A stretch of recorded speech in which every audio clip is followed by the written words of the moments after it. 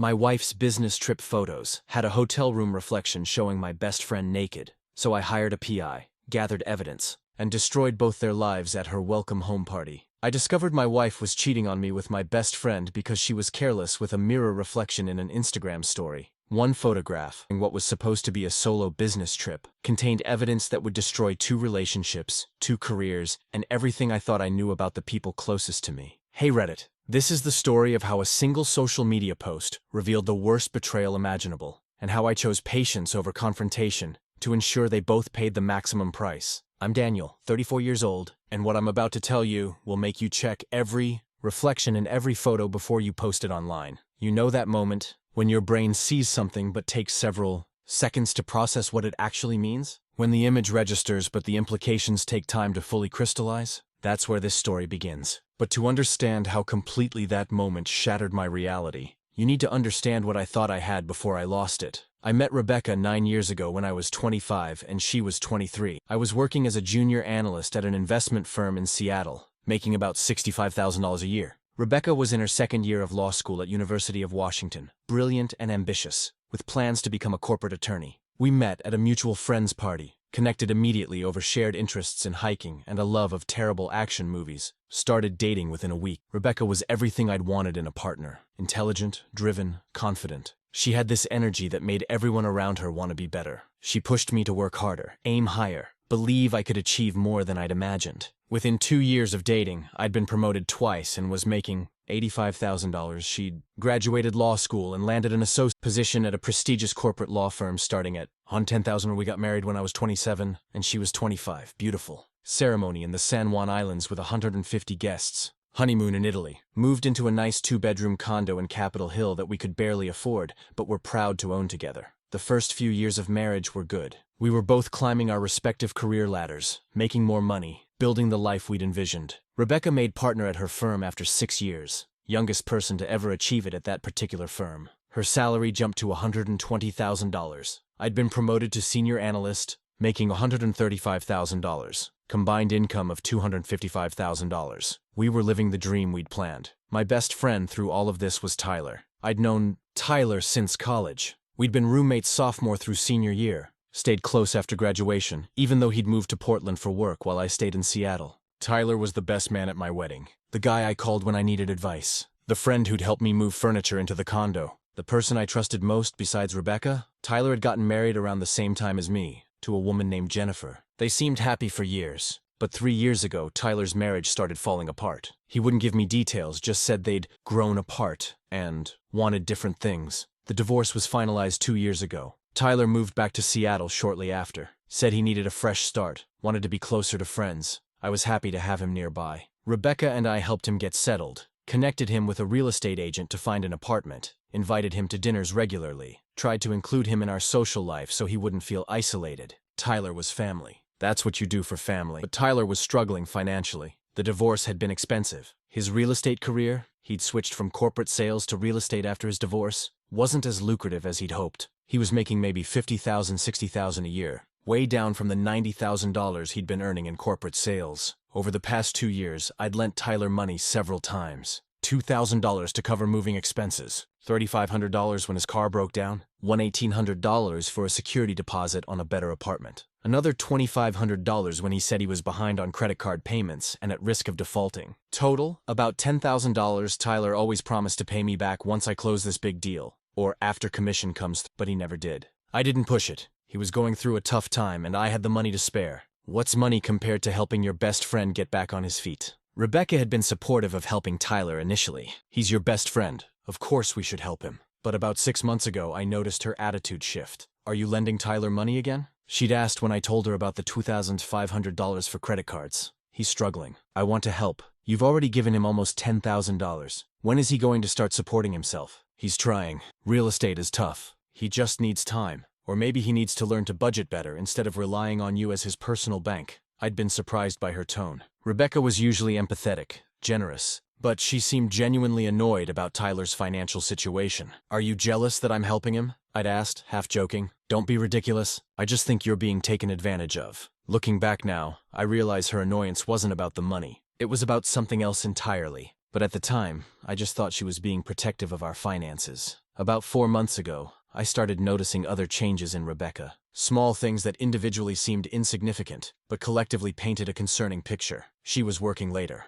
Big case, or major client, or partnership, responsibilities. She'd leave the office at 7 or 8 p.m. instead of her usual 5:36 p.m. Some nights she wouldn't get home until 9 or 10 p.m. She was on her phone constantly, texting at dinner, checking notifications during movies, taking calls in the other room. When I'd ask who she was talking to, she'd say work stuff or a colleague without elaborating. She'd started going to the gym more. She'd always worked out 2-3 times per week, but suddenly it was 5-6 times per week. She'd leave at 5:30 a.m. for morning workouts before work or go after work before coming home. When I commented on the increased frequency, she said she was stress working out because of the big case. She'd changed her appearance. New hairstyle, different makeup, updated wardrobe. She'd bought several new suits and dresses for work, spending thousands on professional attire she said was necessary for meeting with high-profile clients. She was less interested in sex. We'd always had a healthy, intimate life, 2-3 times per week typically. But over the past 4 months, it had dropped to maybe once a week, sometimes less.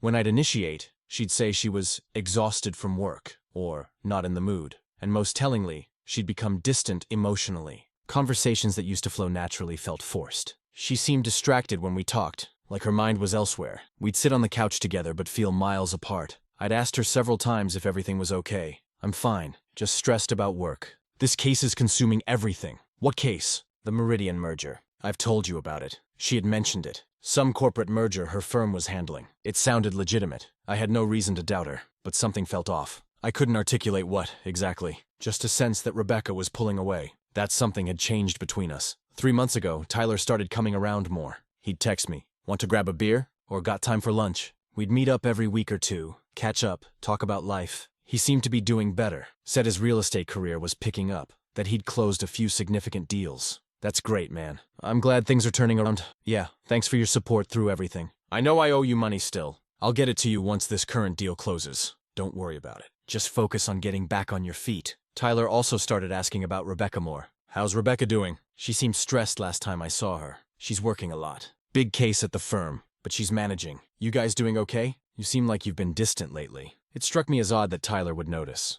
We'd only seen him together a handful of times in recent months. Dinners every few weeks, maybe. But I appreciated his concern. We're fine. Just both busy with work. If you ever need to talk, I'm here. You've been there for me through my divorce. I want to be there for you too. Looking back now, the audacity is stunning. Tyler was asking about my marriage while actively sleeping with my wife, positioning himself as my supportive friend while betraying me in the most fundamental way possible. 2 months ago, Rebecca announced she had a business trip coming up. There's a legal conference in Miami. Corporate law firms from across the country. Networking, panels, client development. The firm wants partners to attend. How long? 5 days. Monday through Friday. I'll fly out Sunday evening, back Friday night. Want me to take time off? We could extend it into a weekend vacation? No, it's all work. Packed schedule. You'd be bored. I'll be in sessions all day. She seemed excited about the trip. Talked about the networking opportunities, the high-profile attorneys who'd be speaking, the chance to bring in new clients for the firm. I had no reason to suspect anything. Business conferences were normal in her line of work. She'd been to several over the years. This seemed legitimate. The Sunday she left, I drove her to the airport. She was in good spirits. Kissed me goodbye at departures. Said she'd call when she landed. Reminded me she might be hard to reach during the conference but would text when she could.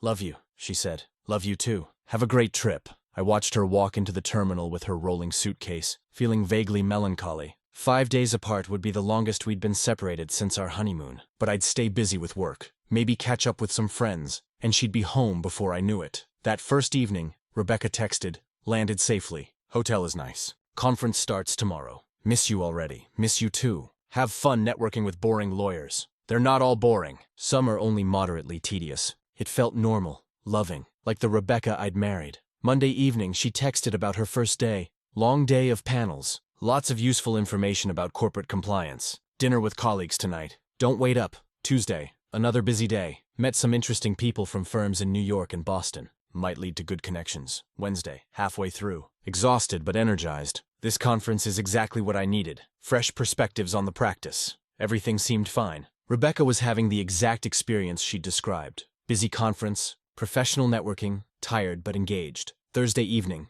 I was home alone, watching a basketball game. Scrolling through Instagram during commercial breaks. I checked Rebecca's story to see if she'd posted anything from the conference. She had. 3 photos and 1 short video. First photo. Rebecca in a professional blazer in front of what looked like a conference center with a banner reading, National Corporate Law Conference 2025. Caption, Day 4, learning so much from brilliant colleagues. Second photo. Rebecca with 2 other women in business attire, smiling at what appeared to be a networking lunch. Caption, making connections with attorneys from NYC and Chicago. Third photo. Rebecca in a white hotel robe, hair wet like she'd just showered, holding a mimosa, standing in what was clearly a hotel room with floor-to-ceiling windows overlooking the Miami skyline. Caption, Hotel Spa Day. Much needed relaxation after intense week. A third photo caught my attention. Not because of anything obviously wrong, but because Rebecca looked relaxed and beautiful, and I missed her. I zoomed in on her face, smiling at how happy she looked, and that's when I saw it. In the background of the photo, behind Rebecca, was a mirror. A full-length mirror mounted on the wall near what appeared to be the bathroom. And in that mirror's reflection, partially visible because of the angle, was a person, a man, shirtless, standing in Rebecca's hotel room. My brain froze. I zoomed in further on the reflection. The image quality degraded with the zoom, but I could make out details. The man was tall, athletic build. He was wearing dark pants or jeans, but no shirt. His back was partially to the camera. He appeared to be looking at something on the desk or table in the room. And on his left shoulder, visible in the mirror reflection, was a tattoo. A distinctive tattoo I'd seen hundreds of times over the past decade. A geometric design, triangles and lines forming an abstract pattern. Unique custom work that Tyler had gotten after his divorce as a symbol of new beginnings. I stared at my phone, my hands shaking, my heart pounding so hard I could feel it in my throat. That was Tyler, in Rebecca's hotel room, shirtless, while she was supposedly at a business conference in Miami. I zoomed out, looked at the photo again. Rebecca in her robe, clearly post-shower, holding a mimosa, looking relaxed and happy. Tyler shirtless in the background, in her room, reflected in a mirror she hadn't noticed when she took the selfie. My wife was in Miami with my best friend, in her hotel room, both of them in states of undress that suggested intimacy. The implications hit me like a physical blow. I stood up from the couch, dropped my phone, bent over with my hands on my knees, trying to breathe. Rebecca wasn't at a business conference, or if she wasn't there alone. She was there with Tyler. The busy days and colleague dinners and networking opportunities, she'd been with him. The whole trip was a cover for an affair. I picked up my phone with shaking hands, went back to the photo, zoomed in on the reflection again, looked for any possibility that I was wrong, that it was someone else, that there was an innocent explanation, but there wasn't. That tattoo was unmistakable. The build, the height, the general shape, all Tyler. And when I looked more carefully at the reflection, I could see something else. A watch on the man's wrist. A distinctive watch with a brown leather band and silver face. A watch I'd helped Tyler pick out for his 30th birthday 4 years ago. This wasn't paranoia. This wasn't misunderstanding. This was my wife and my best friend, together in a hotel room in Miami, during a trip Rebecca had told me was exclusively professional. I sat back down, my mind racing through every conversation, every interaction, every moment from the past few months. Rebecca's late nights, had they been with Tyler? Her increased gym sessions, was she getting in shape for him? Her distance from me emotionally and physically. Was she already checked out of our marriage because she was invested in him? And Tyler asking about my marriage. Tyler expressing concern that Rebecca and I seemed distant. Tyler positioning himself as my supportive friend while he was sleeping with my wife. The betrayal was staggering. Not just Rebecca cheating, but doing it with the person I trusted most after her. The person I'd helped financially, emotionally, practically. The person I'd invited into our life, into our home, into our friendship circle. How long had this been going on? When had it started? Was Miami the first time, or had they been having an affair for months? Years? I thought about all the times Tyler had been at our condo recently. Had they been sleeping together in my bed, in my home? While I was at work, had Tyler been there with Rebecca, touching her, being intimate with her, betraying me in the most personal space I had? The thoughts were overwhelming. I felt sick, betrayed, angry, devastated. All at once, my phone buzzed. A text from Rebecca. About to go to dinner with colleagues. Love you. Home tomorrow? Home tomorrow. She'd come back from Miami, kiss me hello, tell me about her conference, lie to my face about the entire trip, act like everything was normal while she'd spent 5 days with my best friend, probably sleeping with him every night. I didn't respond to her text. I couldn't. I didn't know what to say. If I confronted her now, via text, she'd have time to prepare lies, to coordinate stories with Tyler, to hide evidence. I needed to think, to plan, to figure out how to handle this revelation. Another text from Tyler, received while I was staring at Rebecca's Instagram photo. Hey man, want to grab lunch tomorrow? Rebecca gets back from her conference tonight, right? We should celebrate her safe return. The audacity, the sheer stunning audacity of this man to text me about celebrating my wife's return from a trip he'd been on with her. while sleeping with her, while betraying me in the most fundamental way possible. I looked at Tyler's text, then back at the Instagram photo, then at Rebecca's message, and something inside me shifted from devastated to calculating. I wasn't going to confront them immediately. I wasn't going to give them the chance to minimize, explain away, or coordinate lies. I was going to gather evidence. I was going to confirm every detail of their affair. And then I was going to destroy both of them in the most public, comprehensive way possible. They thought I was oblivious. Thought I was the trusting husband and loyal friend who would never suspect. Thought they'd gotten away with it because I hadn't noticed any warning signs. They were about to learn they'd made a catastrophic error, because I had noticed. And I was going to make sure they paid for every moment of betrayal. Friday morning, the day Rebecca was supposed to return from Miami, I called in sick to work. I couldn't focus, couldn't pretend everything was normal. I needed time to think, to plan, to figure out my next steps. First, I contacted a private investigator. Found one through a quick internet search. Marcus Chen, former police detective, now specializing in infidelity cases. I called his office at 8 a.m. Mr. Chen, I need to hire you. My wife is cheating on me with my best friend. I have evidence, but I need more before I confront them. Can you come to my office this morning? I'll be there in an hour. At Marcus's office, I showed him the Instagram photo. Zoomed in on the mirror reflection showing Tyler shirtless in Rebecca's hotel room. Explained the timeline. Rebecca claiming she was at a business conference. Tyler supposedly in Seattle. Both of them together in my... Marcus studied the photo carefully. This is good evidence. The tattoo is distinctive, but for a divorce case, we'll want more. Documentation of the affair. Photos, timeline, patterns. If they've been meeting locally, we can catch them. Do you want me to follow both of them? Yes. I want to know everything. How long this has been going on. Where they meet. How often. Everything. My rate is $150 per hour plus expenses. A case like this typically runs $5,000, $8,000 for comprehensive surveillance and documentation. I don't care about the cost. I want irrefutable proof. Understood. When does your wife return from Miami? Tonight. She lands at 9 p.m. I'll start surveillance tomorrow. Give me their addresses, workplaces, typical schedules. I'll track their movements and document any meetings.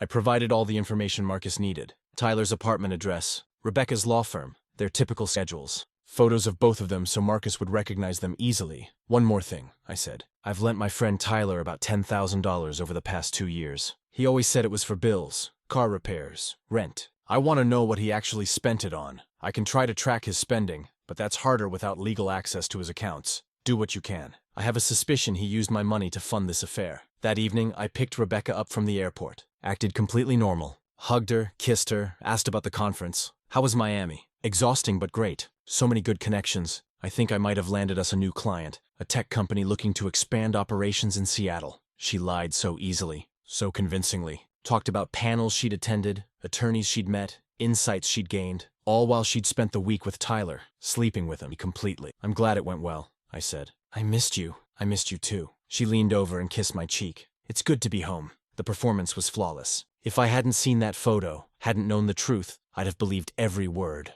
Over the next 2 weeks, Marcus conducted surveillance, and what he discovered was worse than I'd imagined. Rebecca and Tyler had been having an affair for 6 months. They'd started meeting in February, about the time Rebecca's attitude toward Tyler had shifted from supportive to annoyed. The annoyance hadn't been about me helping him. It had been about maintaining the appearance that they weren't close while secretly sleeping together. They met 2 to 3 times per week, sometimes at Tyler's apartment. Rebecca would claim she was working late and go there directly from her office. Sometimes at hotels. They'd meet for lunch and actually spend 2 hours in a hotel room Tyler booked. Once they'd met at our condo while I was at work. Marcus had footage of Tyler entering our building at 11 a.m. and leaving at 2 p.m. on a day when Rebecca had claimed she was working from home. They'd been to dinner together at restaurants across the city. Marcus had photos of them at intimate tables, holding hands, kissing in parking lots. And Miami hadn't been the first trip. They'd taken a weekend trip to Portland 2 months earlier. Rebecca had told me she was going to visit a law school friend. She'd been with Tyler the entire time. Marcus had tracked their movements through credit card receipts and hotel records. He had connections who could access certain information, but the most damning discovery was financial. Tyler had used the money I'd lent him to fund the affair. The $2,000 for moving expenses. He'd spent it on a hotel room for a 3-night stay with Rebecca. The $3,500 for car repairs, fancy dinners and weekend trip to Portland. The $1,800 for security deposit, more hotel rooms. The $2,500 for credit card debt. He'd actually used it to buy Rebecca jewelry I'd never seen her wear. Presumably she kept it at her office or his apartment. Marcus provided receipts, credit card statements, obtained through less than legal means I chose not to ask about, and photographic evidence. A comprehensive dossier of a 6-month affair funded partially by my own money. Additionally, Marcus discovered Rebecca had been expensing affair-related costs to her law firm. Dinners with Tyler billed as client development. Meals, hotel rooms where they'd met during lunch billed as satellite, office space for confidential client meetings. She'd charged approximately $4,000 in personal visits to her firm as business costs. That was fraud. Ethics violations that could cost her both her partnership and her law license. 2 weeks after Rebecca returned from Miami, I had everything I needed. A 200-page report with photos, receipts, timeline, and detailed documentation of a 6-month affair. I met with a divorce attorney, Catherine Wells, known for being aggressive and thorough. "This is textbook infidelity with excellent documentation," Catherine said after reviewing Marcus's report. "Washington is a no-fault divorce state, so the affair doesn't affect asset division, but it absolutely affects the narrative and your wife's credibility. With this evidence, we can push for a favorable settlement. You'll want to file immediately and freeze joint accounts." "I'm not filing yet. I have something else in mind first." I told Catherine my plan. She looked at me with a mixture of concern and admiration. "That's bold. Potentially problematic legally if you're not careful. But if you do it right, it could be devastatingly effective. I'm doing it. Then we file for divorce." "Okay, I'll have papers ready. The moment you execute your plan, you call me and we file immediately." The plan was simple.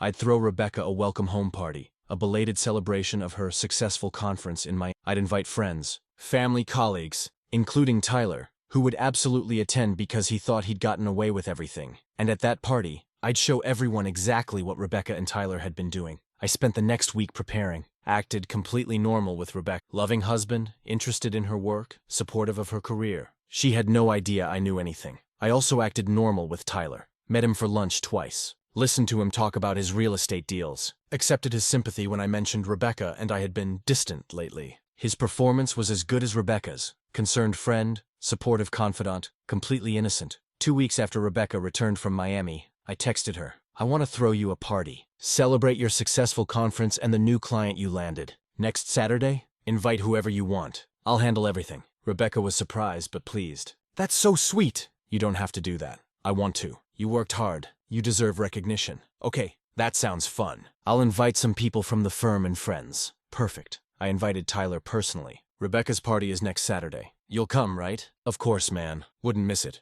I'm sure he and Rebecca were panicking privately. A party where they'd both be present, where they'd have to pretend they barely knew each other, where one wrong glance or interaction could expose them. But they couldn't refuse without raising suspicion. I rented a room at a nice venue. Told Rebecca I wanted to do it right. Not just our small condo, but a proper celebration. Invited 60 people. Our friends, Rebecca's colleagues from her law firm, including her managing partner, my colleagues, family members, and Tyler. I also hired an AV company to set up a projector and screen. Told Rebecca it was for a slideshow tribute to her career and accomplishments. She was touched. "You're being so thoughtful about this. You deserve it," I said, meaning every word in a way she didn't understand. Saturday arrived. The party started at 6 p.m. Guests arrived, friends chatting, drinks flowing, appetizers circulating. Rebecca was in her element, networking, laughing, being the center of attention. Tyler arrived around 6:30, greeted me warmly, shook my hand, thanked me for the invitation. "Great party, man. Rebecca must be thrilled." "She will be," I said. At 7:30, I called for everyone's attention. "Can I have everyone gather around? I want to do a special tribute to Rebecca." The room quieted. Rebecca smiled, thinking she was about to see a heartwarming slideshow of her career accomplishments. "Rebecca," I began, "when you told me about your conference in Miami, you were so excited about the networking opportunities, the professional connections, the chance to learn from colleagues across the country. You said it was exactly what you needed." She nodded, smiling, surrounded by friends and colleagues. "I wanted to create a visual tribute to your trip, to show everyone here what you were really doing in Miami." Her smile faltered slightly, confused. I clicked the remote. The screen behind me lit up with the first image. Rebecca's Instagram photo from Miami, her in a hotel robe, mimosa in hand, caption reading, "Hotel Spa Day, much needed relaxation." "This is the photo you posted," I said. "You look relaxed, happy, like you're having a great time." People in the room nodded, smiled, nothing suspicious yet. But when you take a closer look at this photo, specifically, at the mirror reflection in the background, you see something interesting. I clicked to the next slide, a zoomed-in version of the mirror reflection, showing Tyler shirtless in the background. "That's Tyler,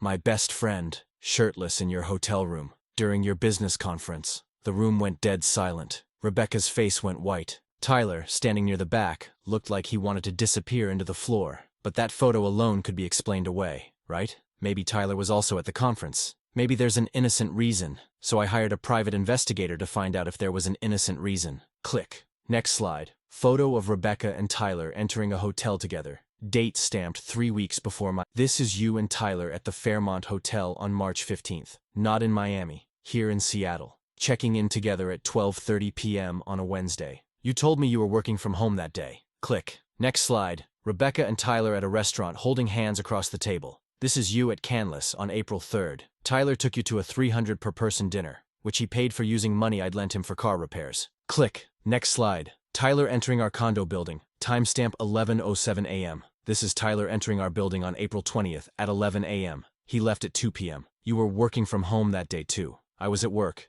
You brought him to our home. Rebecca tried to speak. Daniel, this isn't— I'm not done. My voice was calm, controlled. The private investigator tracked your affair for 2 weeks. 6 months. That's how long you've been sleeping with my best friend. 60 meetings documented. Hotels, restaurants, his apartment, our home. Click. More photos. Them kissing in a parking lot. Them entering Tyler's apartment. Them at dinner. Them on the Portland trip Rebecca had claimed was to visit a college friend. Tyler, I said, turning to where he stood frozen. The $10,000 I lent you over the past 2 years. You said it was for bills, rent, car repairs, credit card debt. My investigator tracked your spending. You used my money to fund your affair with my wife. Hotels, dinners, gifts, weekend trips. My money paid for you to betray me. Tyler's face was red. He looked at the floor. Rebecca, I continued, turning back to her. You expensed several of your affair-related costs to your law firm. Dinners with Tyler billed as client development. Hotel rooms billed as satellite office space. Approximately $4,000 in fraudulent business expenses. Your managing partner is here tonight. I'm sure he'll be very interested in these receipts.